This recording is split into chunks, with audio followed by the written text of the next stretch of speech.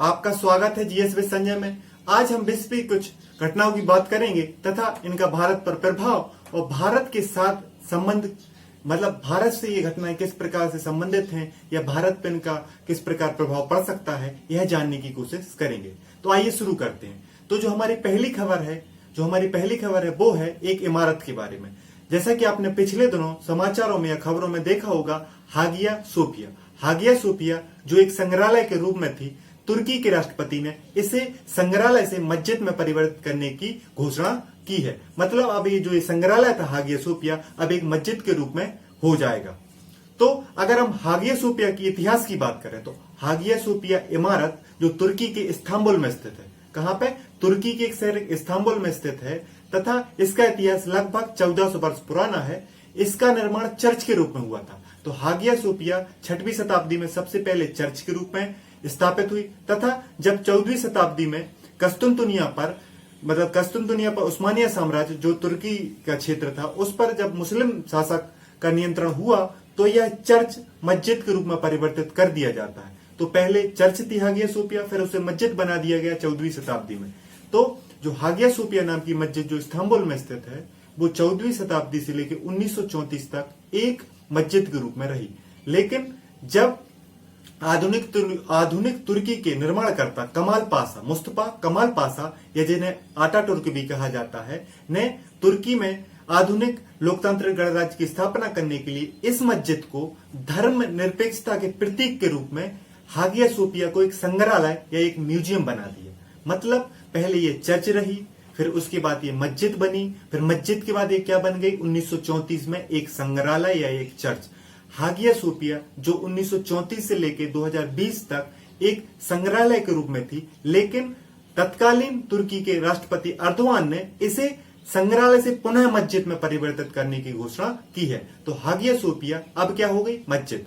अगर हम इसके क्रम की बात कहें तो पहले ये चर्च थी, फिर मस्जिद बनी, फिर संग्रहालय बनी, अब फिर पुनः क्या बन रही है? मस्जिद।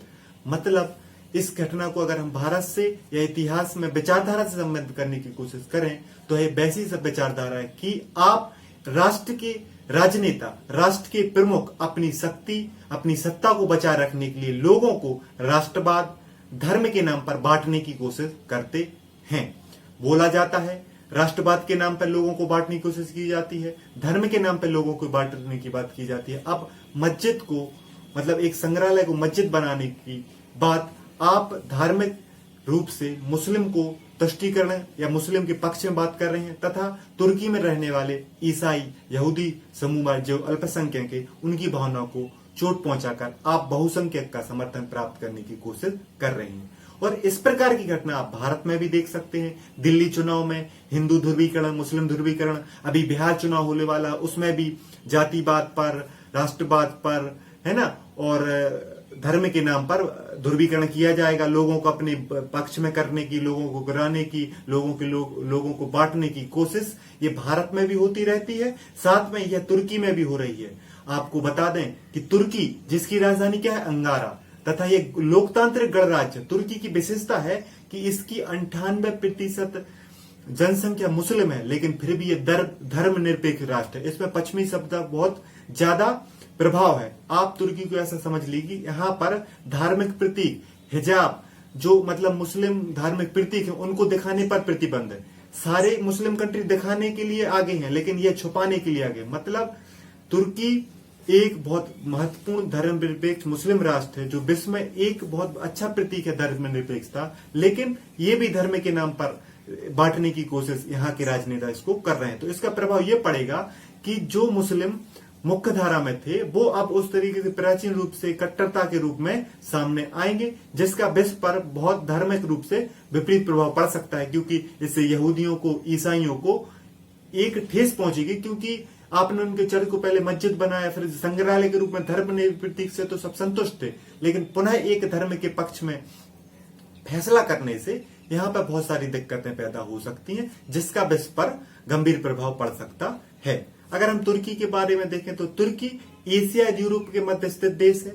इसकी राजधानी क्या है? अंकारा, और इसकी 98% जनसंख्या कौन है? मुस्लिम, तथा यह धर्मनिरपेक्ष लोकतांत्रिक गणराज्य। तुर्की एक धर्मनिरपेक्ष लोकतांत्रिक गणराज्य है तथा इसकी जो राष्ट्रभाग है, तुर्की का राष्ट्रभाग, उसकी नीति, उसकी विचारधारा के लिए महत्वपूर्ण है।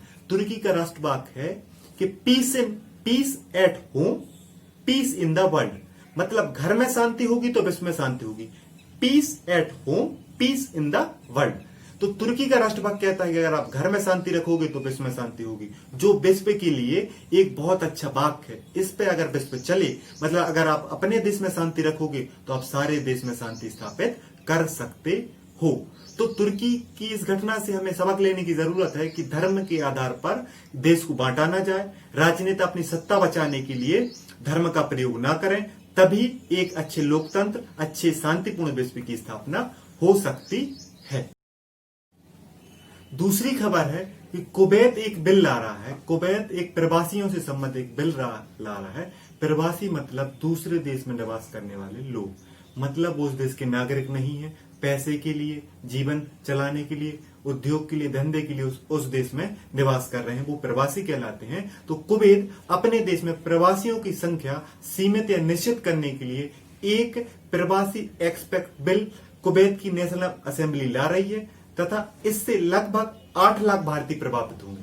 अपने लिए खबर इसलिए महत्वपूर्ण है क्योंकि इससे 8 लाख प्रवासी भारतीयों को वापस आना पड़ सकता है, क्योंकि कुवैत में लगभग 14.5 लाख भारतीय प्रवासी के रूप में निवास कर रहे हैं। कुवैत की सरकारी नौकरियों में, उधर की बहुत बड़ी बड़ी फैक्ट्रियों में, कंपनियों में, बैंक में भारतीय एक अच्छी तरीके से जॉब कर रहे हैं तथा इस बिल के कारण इनमें से लगभग 14.5 लाख भारतीयों में से 8 लाख भारतीय प्रभावित होंगे, जिससे भारत पर विपरीत प्रभाव पड़ेगा, है ना। कुवैत ये क्यों कर रहा है? कुवैत प्रवासियों की संख्या सीमित इसलिए कर रहा है क्योंकि कुवैत की जनसंख्या 30 लाख है, जिसमें से 70% के कहाँ के हैं? प्रवासी हैं। बांग्लादेश के, पाकिस्तान के, बहुत सारे अरब देशों के और भारत के मिलाकर लगभग कुवैत में 70% प्रवासी निवास करते हैं और 30% कुवैत के लोग हैं। तो कुवैत के लोगों को संरक्षण देने के लिए और कोरोना महामारी के कारण जो उनकी अर्थव्यवस्था पर चोट पहुंची, क्योंकि कोरोना महामारी ने तेल आधारित अर्थव्यवस्थाओं को बहुत अधिक चोट पहुंचाई है, क्योंकि